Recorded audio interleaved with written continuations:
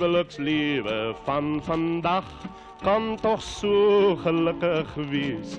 Daar is kindertjies wat lag, onskuldig niks om te vrees. 'n Vroukie so lief en skoon is toch elke man se droom. Liefde in jou huis is toch jou paradijs. Ek verlang so na my huis, na my vrou en kinders thuis, maar dit sal my toch nou niks baat. Dit is nou reeds te laat, want daar was 'n ander een, hy het haar van my geneem.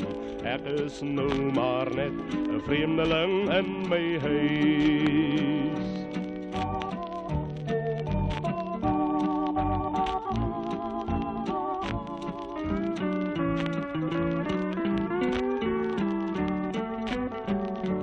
Ek verlang so na my huis, na my vrou en kinders thuis, maar dit sal my toch nou niks baat. Dit is nou reeds te laat, want daar was 'n ander een, hy het haar van my geneem.